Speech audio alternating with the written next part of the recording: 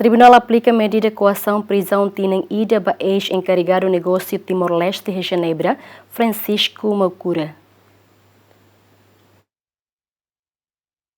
Tribunal Judicial Primeira Instância dili Quinta Loraikne, halo leitura acordão ba caso peculato, nebe envolve o ex-encarregado do negócio Timor-Leste de Genebra, Francisco Dionísio Maucura e tinang riurosan resensia. E a leitura ikusne, Tribunal lihusi juiz coletivo decide aplica medida coação prisão tinang ida, suspende ba tinang ida, ba Francisco Dionísio Maucura. Ho decisão ne, defesa harekatak pena ne justo, banha assistido, mas be defesa husu Ministério do Negócio Estrangeiro na Cooperação, atu devolve hicas ex-encarregado Francisco Maucura nia osang nebe antes ne, devolve ba Estado liutia montante empréstimo. Se Ministério mene krasik se niamak hanesa kompetente bailane se sente angkata assistido ne folio osang então sira tem que para atau coopera se sira la coopera então direito assistido ne atau hetan direito atau hetan be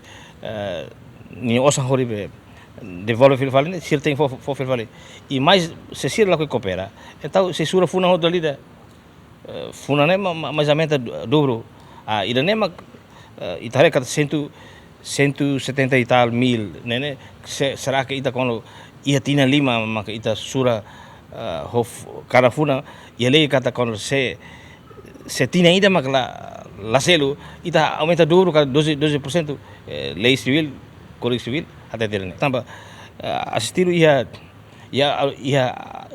auditoria tena ia auditoria rasi ho ia sustaining banco demos ia outro fatusnya ia atau se la selu se halo pedido asang declarativo comum ida halo condenação ba Biden. Ex-encarregado negócio Timor-Leste de Genebra, Francisco Dionísio Maucura, simo decisão tribunal nebe aplica bania. Cumpre decisão. E honai será uma característica que tá lá mal feito. Honai também a situação extraordinária e osang devolve outro. Nebe atau dia kata estado lá com nem centavos ida. Ida ne hau compromete nessa juventude lorico soin, nebe o lugar totalidade for ida né. E nem estado nem centavos ida lá. E agora bela situação sa ita nessa salvaguarda tem imagem nação né, nessa chefe missão, com certeza tem que rolar responsabilidade de todo. E importante marca resultado, né? Resultado do serviço para a nação.